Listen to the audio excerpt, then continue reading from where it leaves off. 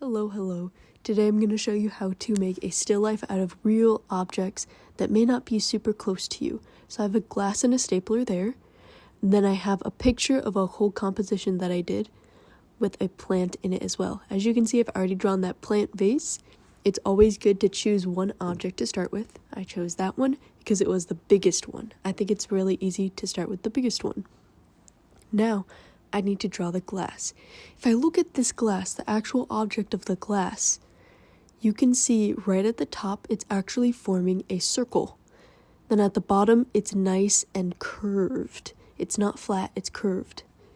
So for mine, I'm going to draw that same circle right at the top of the glass because I know that the glass has a circle and then at the bottom, it's curved. When I look at the two lines, I know that they're parallel lines, which means that they run right next to each other, about even. So let me just draw the circle, and now I'll draw those two lines going downward, and then made a little mistake. And now at the bottom I can make that curve to connect them, the little half curve, because again that bottom is curved and not flat. Sometimes it might be a flat bottom. It really depends on your object. But for mine, I'm just trying my best to get a nice curve for that glass. As you can see, objects that have the curve on the top also have the curve on the bottom. Now let's do the stapler. As you can see, the stapler is a little bit wedged in between the plant and the glass, so I have to keep that in mind.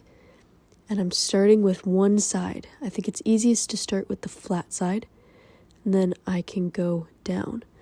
Now, if I remember my objects, I know that the stapler is smaller than both the glass and the plant.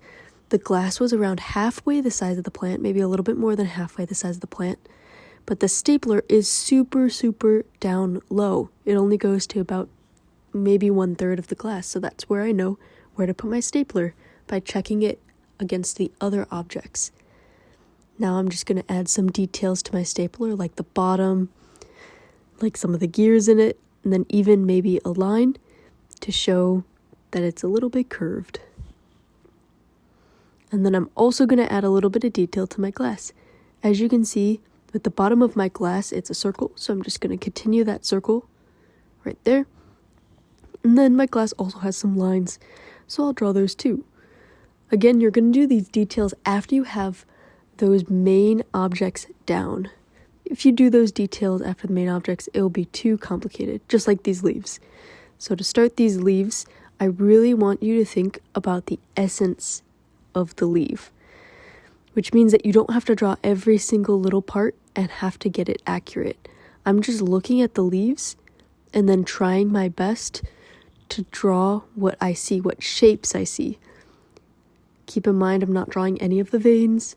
I'm not making sure that maybe the end is as pointy as I would like as well.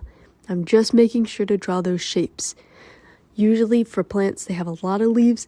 If you focus on every single leaf, you're going to be drawing for a really long time. And we don't have that much time. Of course, a lot of artists do focus on every leaf, but for us, we're just trying to get the basics down first. So we'll continue that leaf. That leaf is more flat, so I'll just draw kind of like a flat squiggle shape, just like how the leaf looks. And I'm just going to draw some more squiggle shapes for all the rest of the leaves. Now, I know that the leaf shouldn't be going off the paper because I do have this photo. If you're doing it in real life, you may not know that because, again, you're copying the image off of real life. But this is when comparing objects to each other comes into play again. So I can kind of see this leaf is maybe the size of the previous leaf that I made, around the same size. So I'm going to try and make them the same size on my paper as well.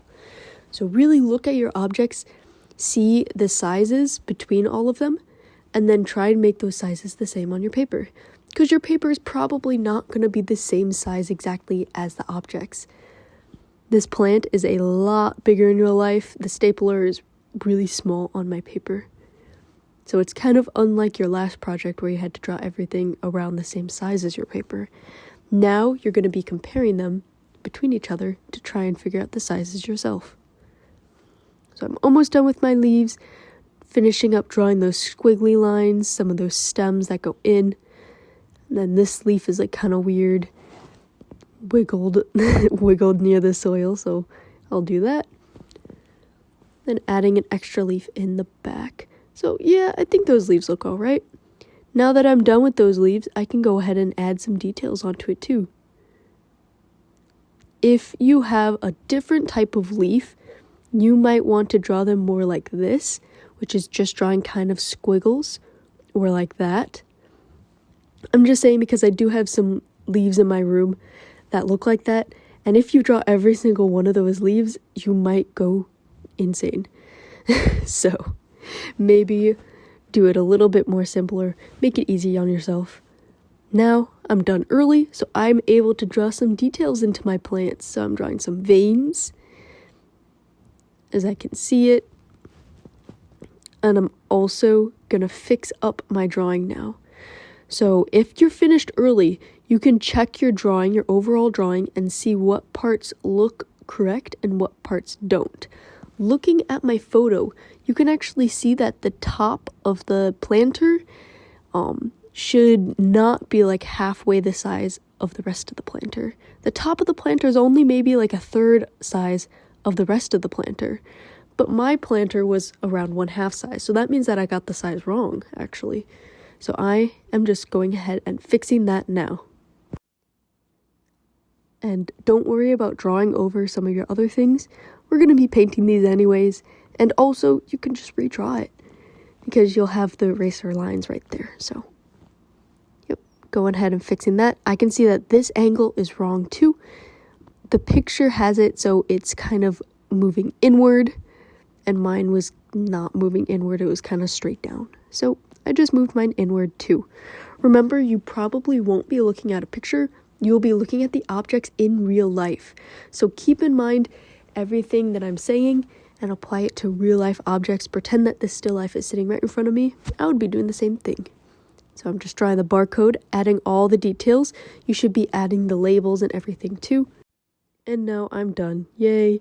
So choose 3 objects out of the compositions that I set up for you so you can begin drawing your 3 object still life.